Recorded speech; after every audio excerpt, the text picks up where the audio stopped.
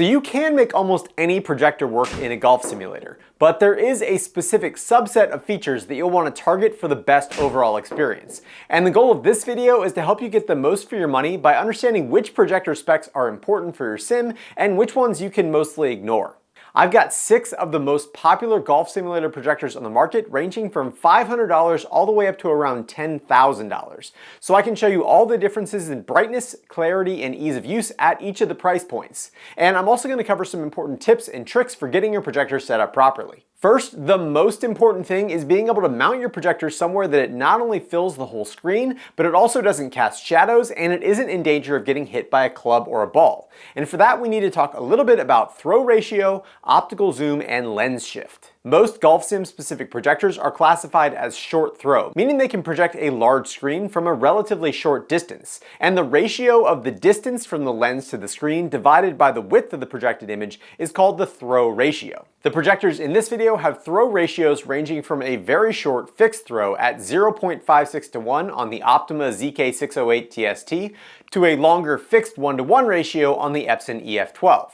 While the rest of the projectors give a bit of flexibility with optical zoom, with the BENQ LK936ST coming in with the least zoom at just 1.1x, the Epson L1100U has around 1.18x, and the BENQ TK710STI and BENQ AH700ST have 1.2 times zoom. Depending on the height of your ceiling, your ideal projector mounting location will range from directly above your hitting area to a few feet back, since your club path shouldn't pass directly above your ball, which keeps your projector out of harm's way, but it also projects at a steep enough angle so that you won't cast shadows on your screen while swinging. You can see that in my sim space, the 1-to-1 throw ratio of the Epson EF12 was slightly too long, resulting in my entire body casting shadows during my follow-through, while the LK936ST and L1100U had some shadows of the club, and the very short throw ratio of the Optoma ZK608 TST meant there were no shadows at all. To find which throw ratio is right for your particular space, you'll want to measure the distance from your hitting area to the screen and also the height of your screen. Then you'll use a screen calculator tool to figure out the width of your projector's image based on its height. And if you're looking at a projector with 1080p resolution or 4K resolution, you should select 16:9 as the aspect ratio. But if you're looking at a WXGA or WUXGA resolution projector, the aspect ratio will be 16:10. Divide the distance from your ball to the screen by the screen width that we just figured out to determine your ideal throw ratio. And calculating the throw ratio this way will make sure that you can fill the entire screen by letting the projected image overflow off the left and right sides, and then I'll show you how to create a custom resolution later on so you can fit your screen perfectly. If the projector you buy has optical zoom, you get a little bit of flexibility in placement, but usually not more than about 12 inches, while fixed throw ratio projectors like the Epson EF12 and Optoma ZK608 TST have digital zoom and image shift options that will help you fit the image to your screen even with a less than perfect throw distance. One other gotcha when mounting your projector is that you may be tempted to put your projector mount directly centered in the middle of your screen, but most projectors have their lens offset either to the right or the left of the projector body. So if you put your mount in the exact center of the screen, the lens won't be lined up properly with the screen. And that's where lens shift and digital image shift come into play, since they can give you some flexibility in placement with basically zero image degradation. And depending on the specific projector, the amount of lens shift and zoom can vary from being able to correct for small mounting position errors like the BENQ LK936ST and the Optoma ZK608 TST to giving you complete control of where you put your projector like the Epson L1100U, which when using the optional short throw lens has over 80 inches of side-to-side adjustment. In addition to some optical lens shift, the Optoma ZK608 TST also has digital shift, allowing you to move the image left and right within the 16:9 aspect ratio, which also works very well and doesn't result in any image degradation as long as you've mounted the projector the correct distance to fill your screen vertically. So to summarize all of that, make sure you get a projector with the correct throw ratio to fill the entire height of your screen from the distance you have available. Know that the further back you mount your projector, the more shadows will be cast on your screen. And if you can afford it, look for features like optical zoom and lens shift, which make it significantly easier to get your projector mounted perfectly. Next, let's talk brightness and contrast. When you're shopping for a projector, the brightness is usually given in lumens, and it's a much more important stat for simulators than it is for home theaters. But unlike a home theater projector, the listed contrast ratio of your projector is basically not important at all. Contrast ratios are calculated by measuring the brightness of an all-white screen and then comparing it to the brightness of an all-black screen, which is often called the projector's black floor. And at the high end of home theater projectors, you can spend thousands of dollars just to shave off a few tenths of a lux from your projector's black floor.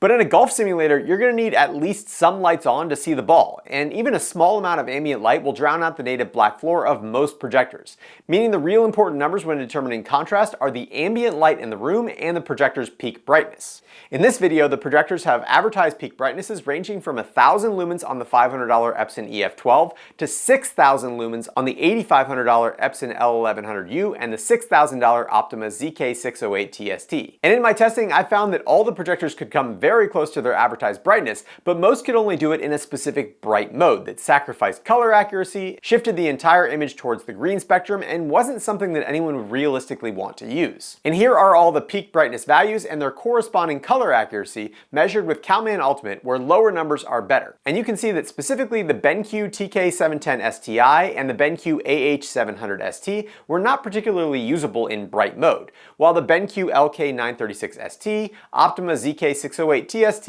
Epson L1100U, and Epson EF12 were not terrible, but I still thought that there were better image mode options, and here are those measurements. So when it comes to brightness, all the projectors were usable, but brighter is definitely better, and here are all the projectors side by side shot with the exact same settings on my Sony a7 IV camera, first with all the lights off,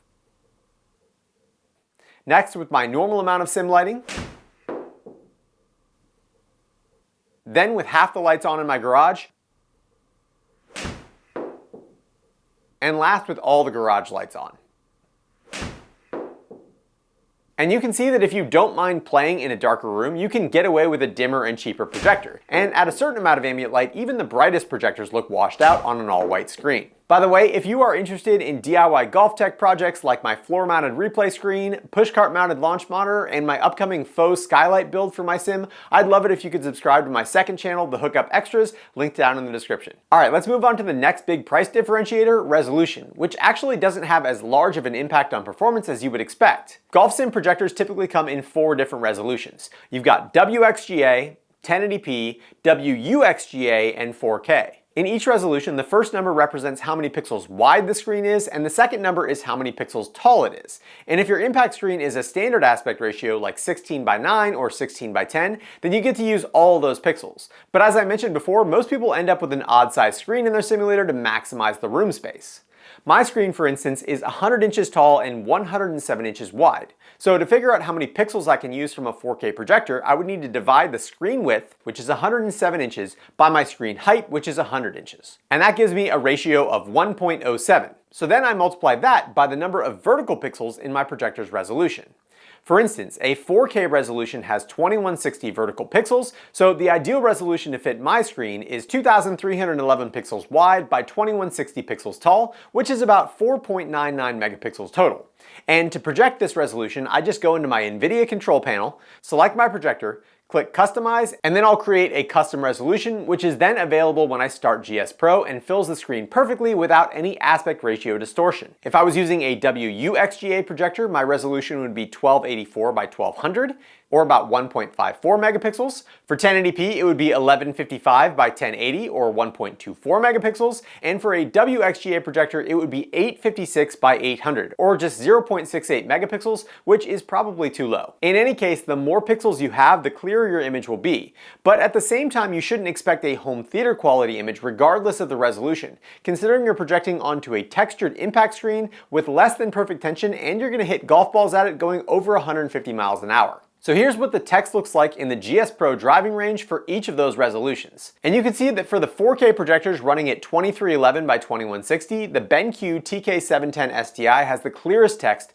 due to its 0.65 inch DLP chip, followed by the Optoma ZK608 TST, and then the BENQ LK936 ST. The Epson L1100U is a WUXGA native projector, so I was running it at 1284 by 1200, but its issue wasn't really with its resolution, but instead its panel alignment. alignment, and you can see that even though the text is crisp, each letter has a halo of blue on one side and green on the other, and I wasn't able to correct it with Epson's panel alignment features. The BENQ AH700ST is a 1080p native projector, but it does have a neat trick up its sleeve. Not only does it have an automatic screen fit feature that uses the camera mounted on the front of the projector to digitally adjust the image size, but it can also change its display ID to tell your computer that it has different native aspect ratios, like 1:1, 4:3, 16:9, and 16:10. Which works really well if your screen is one of those standard sizes, and it cuts out the need to set any custom resolutions on your computer. But for my unique screen, you can see that it caused some stretching issues and squished the text boxes horizontally. But to be fair, I still thought they looked pretty clear for a 1080p resolution, especially when compared to the 1080p of the Epson EF12, which was easily the worst and didn't really even look like true 1080p to me. So much like brightness, more resolution is definitely better, but between 4K, WUXGA, and 1080p, there wasn't a huge difference in clarity. And the other thing that I didn't mention is that if you're running simulator software like GS Pro in 4K, it requires a much more powerful computer than running the same graphics quality at 1080p. So if you're planning on using 4K, not only do you need to budget for a higher priced projector, but you'll also need a higher end gaming PC and graphics card. Next, let's talk a little bit about projection technologies. All the projectors in this video have single laser light sources, which means they use an array of single color laser diodes combined with a laser phosphor wheel instead of using a traditional bulb and color wheel like you'd find on most older projectors. The advantage of a laser over a bulb is that the light source will last the entire effective lifespan of the projector and should maintain at least 50% of its original brightness for at least 20,000 hours of usage. And the other major technology difference in these projectors is their imager, where the Optoma and BENQ projectors use DLP technology. DLP projectors make an image by loading a single frame into their memory and then breaking it up into red, green, and blue subframes. It then aligns each small mirror on its digital micromirror chip to correspond with the red subframe and then flashes the red LED. And then it does the same for green and blue. And because our eyes have something called persistence of vision, our brains can then combine the three subframes into a full color image. Epson projectors, on the other hand, use 3 LCD projector technology, which means they take a full color frame and they break it into red, green, and blue subframes, but then they display it on 3 black and white LCD screens. It shines a red light through one screen, green through another, and blue through the third, and then those 3 light beams get recombined and all get projected onto the screen at the same time. So if you're using a high frame rate camera like the ones found in launch monitors and swing cameras, a projected DLP screen may flash and have rainbow artifacts, while a 3 LCD projector will not. And here's a side-by-side of how the Carl's Play swing cameras paired with the Unicore View software capture each of the projectors. And you can see that at 120 frames per second, there isn't any significant banding or rainbow artifacts, but turning the frame rate up to 300 frames per second causes the DLP image to flicker and color band, while the 3 LCD images from the Epson L1100U and EF12 are completely stable. And here's that same comparison using the Rapsodo MLM2 Pro launch monitor, which has both color and infrared cameras. And you can see that the overview camera is significantly affected by the strobing of the DLP screens, while the Epson projectors are much more clear and the image from the L1100U is basically perfect. However, it is worth noting that the overview replay camera has no effect on ball data, and the actual impact camera is infrared only and can't see the screen at all. And last, I'm going to rapid fire through a few other features that may or may not be important to you based on how you're going to use your simulator. The first is dust resistance. And if you're in a multi-purpose space like a garage or a basement, the Optoma ZK608 TST is IP6X dustproof, while the BENQ LK936ST and AH700ST have IP5X dustproofing. And while I couldn't find any official ingress protection ratings on the Epson L1100U, it's what's called a large venue projector, and they are generally built to withstand abuse, and it should be more than fine in a garage or basement space. I also measured the power draw on each projector's maximum brightness setting, and I found that the BENQ LK936ST had the highest power draw at around 400 watts, followed by the Epson L1100U at 380 watts, the Optoma ZK608 TST at 364 watts, and the rest of the projectors were under 200 watts of power draw. The BENQ LK936ST was also the loudest projector at around 53.6 decibels, while most of the other projectors were around 47 decibels, and the Epson EF12 was especially quiet at just 43 decibels. The biggest drawback of the Epson L1100U is its size and its weight. And you can see that next to a normal size projector like the BENQ TK710 STI, the L1100U is over twice as large in every single dimension, and it weighs nearly 50 pounds compared to the 7 pounds of the TK710 STI. The Optoma ZK608 TST and BENQ LK936 ST are slightly larger than a typical home theater projector, but unlike the Epson L1100U, they are still very reasonable and easy to handle. Input lag is another one of those things that has no effect on golf simulators because the launch monitors themselves will have orders of magnitude more lag than the projector. But if you do want to use your projector to play video games, then the Optoma ZK608 TST and BENQ TK710 STI have the lowest input lag possible of 16.8 milliseconds for 4K and 1080p 60 Hz, 8.9 milliseconds for 1080p at 120 Hz, and 4.3 milliseconds at 240 Hz. The Epson L1100U is totally usable with 27.1 milliseconds of input lag at 1080p 60 Hz, but it can't display 4K 60 at all. And the BENQ LK936 ST and AH700 ST both have around 33 milliseconds of input lag at both 1080p 60 Hz and 4K 60 Hz, which is also fine for most casual gaming. While the Epson EF12 was the only one that can't really be used for video games, with over 100 milliseconds of input lag for both its 1080p and 4K signals. And speaking of those multi-use spaces, I mentioned that the contrast ratios were not important at all when using your projector in a simulator.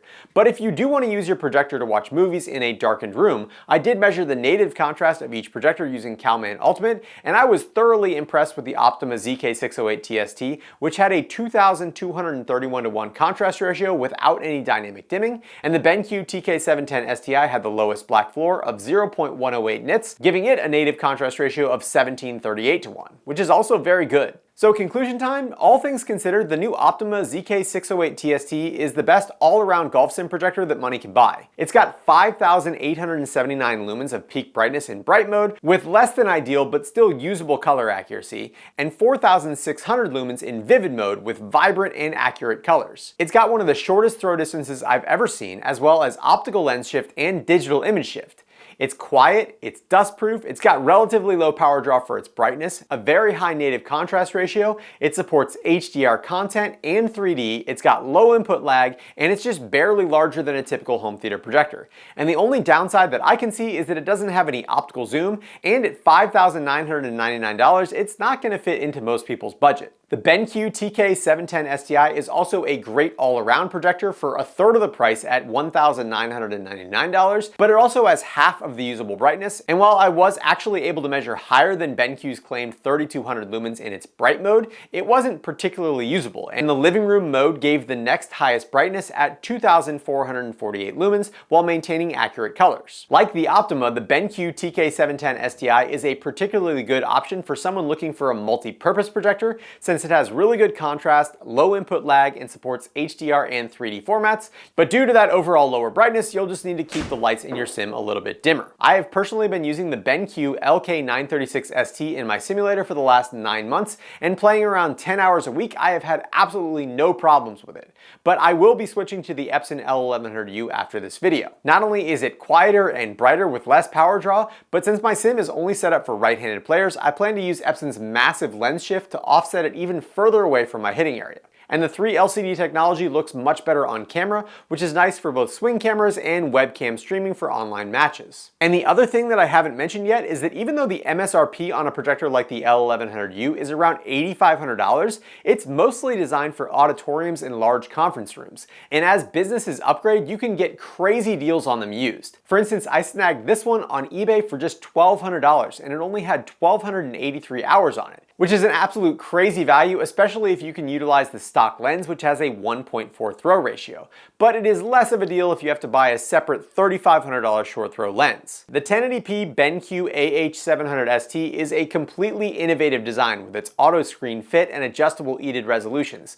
But I was disappointed to see that the 4,000 lumens of peak brightness were only available in bright mode with unusable color accuracy, and that the golf-specific image mode was just 2,200 lumens. So while the 1080p resolution of the AH700 may have been forgivable on a true 4,000 lumen projector, I think you'd have to be crazy to not spend the extra $100 on the 4K TK710 STI over the AH700, especially considering the TK710 STI actually has higher brightness in its color accurate modes. And as for the Epson EF12, it is what it is. If your budget is $500 and you want a very usable short throw projector that's easy to set up, has a long-lasting laser light source, is super small, has low power draw, great speakers, and good digital zoom and image shift options, the EF12 definitely works, but don't expect much of a wow factor and be prepared to play with most of your lights off. As always, there are no sponsored reviews on this channel, but I do have links down in the description for all the projectors in this video. And as always, I appreciate when you use those links, since as an Amazon affiliate, I do earn a small commission on the sale at no cost to you. I'd also like to thank all of my awesome patrons over at Patreon for their continued support of my channel. And if you're interested in supporting my channel, please check out the links down in the description.